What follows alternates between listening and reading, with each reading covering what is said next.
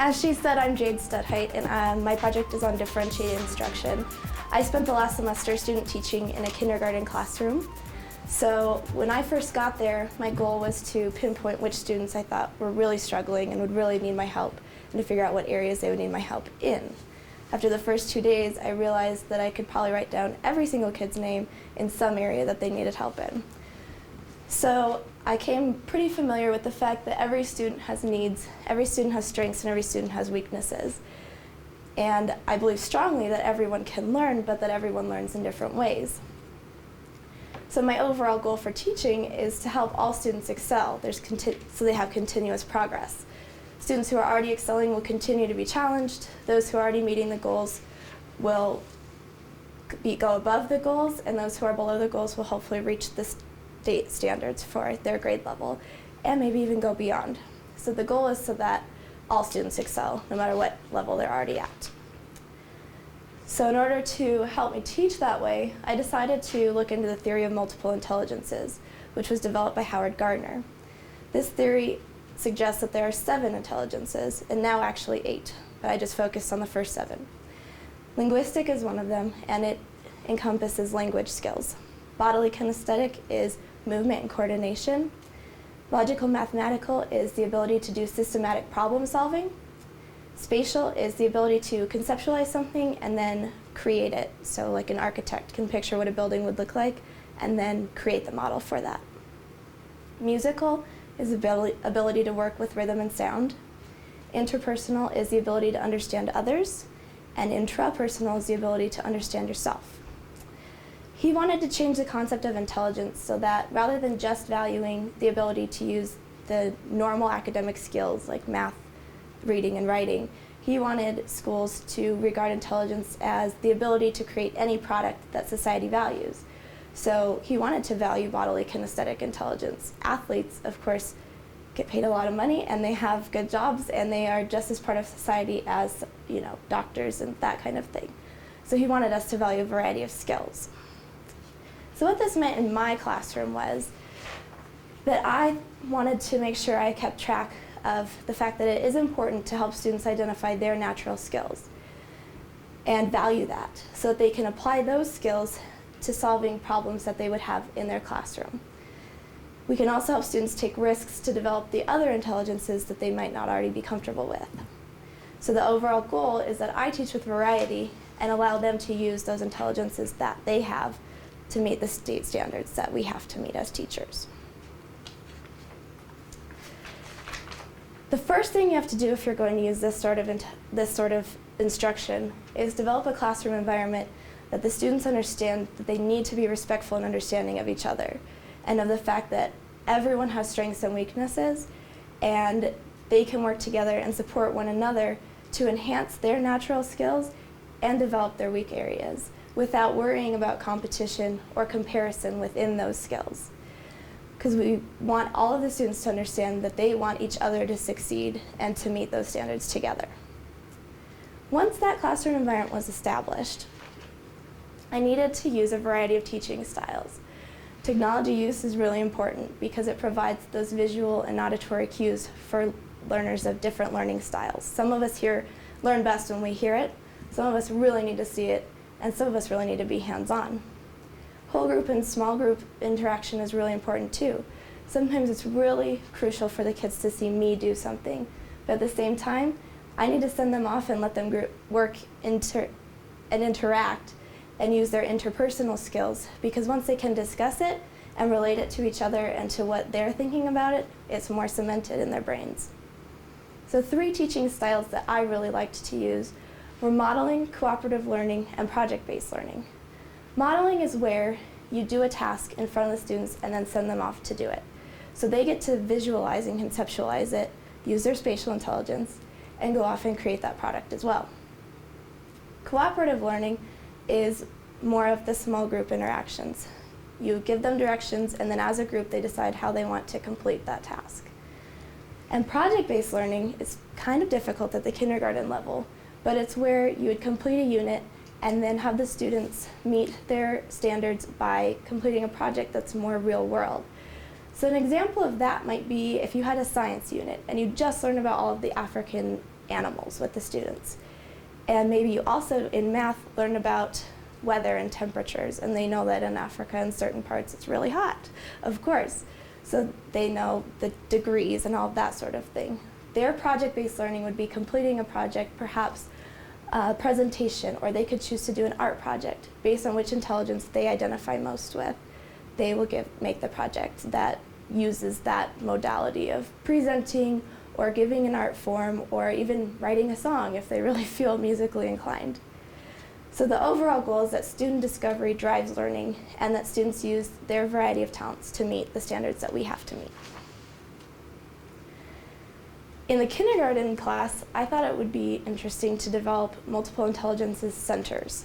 And I had 2 goals in mind when I started this.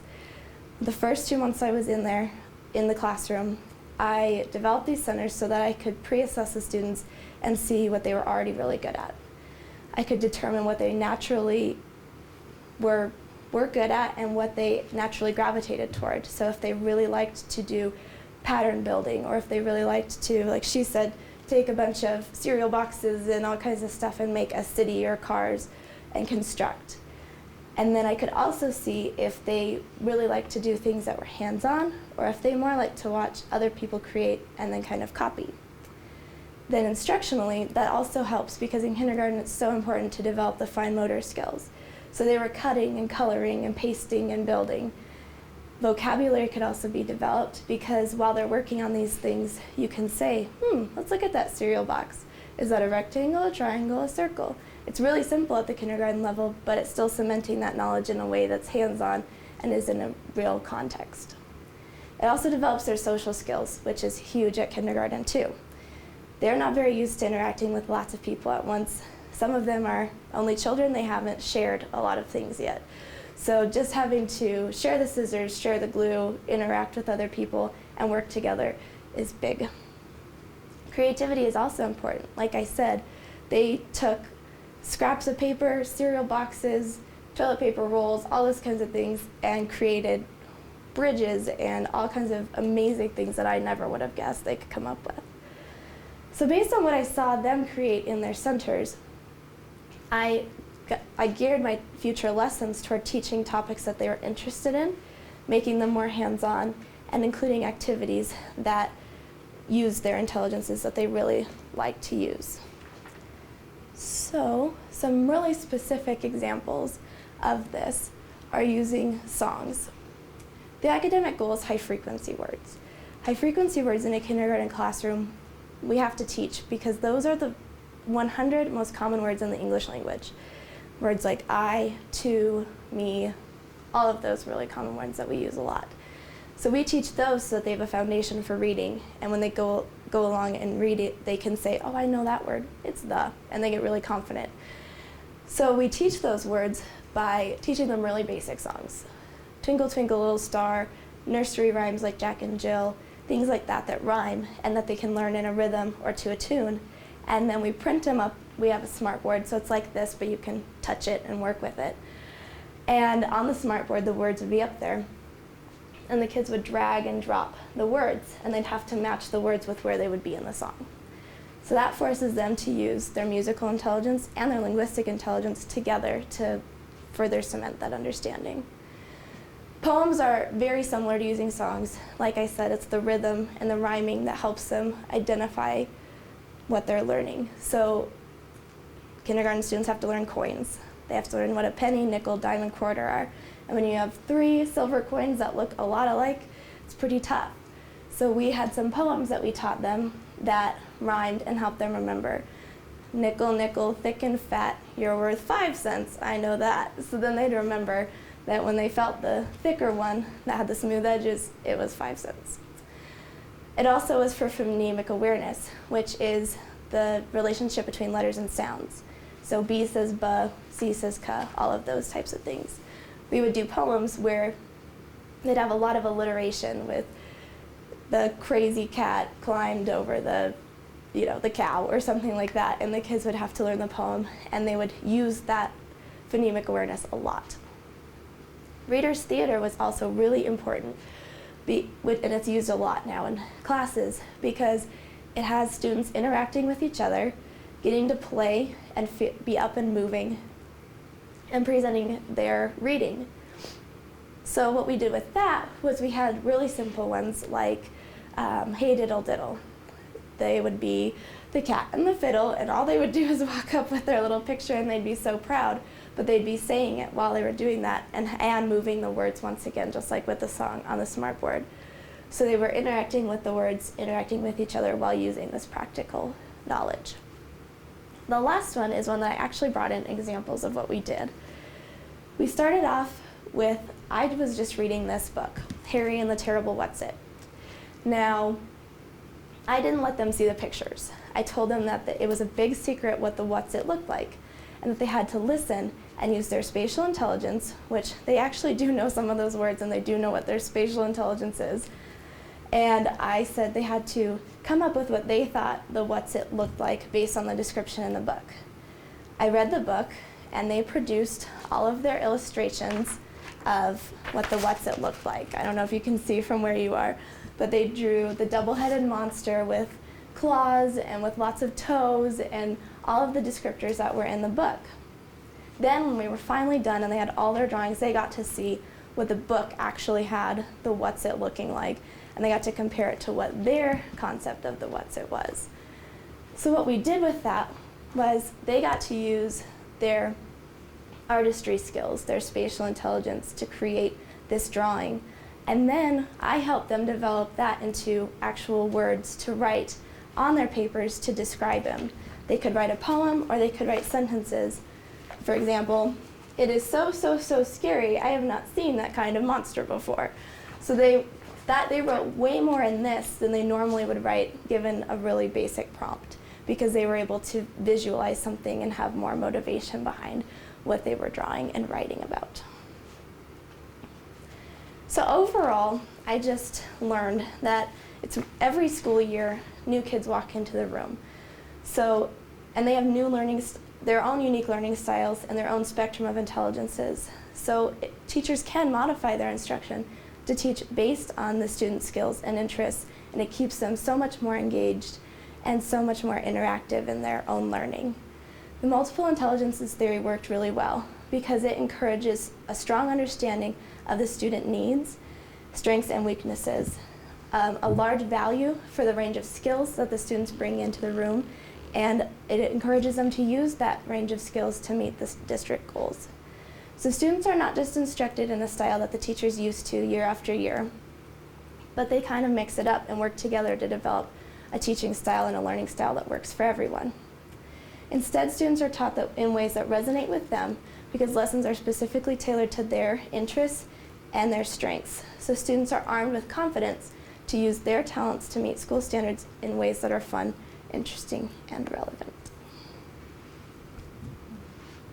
Do you have any questions?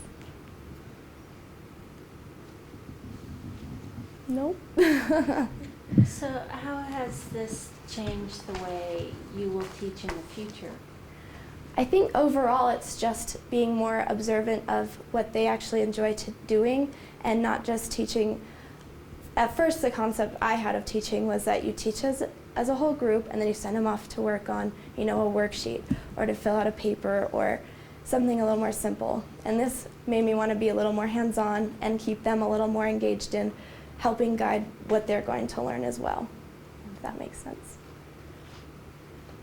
You're basically focusing on kids they're not trying to follow, and then they could get that skill as well. Would you? Sorry. Give an extra help for some that might be struggling with that one assignment or something.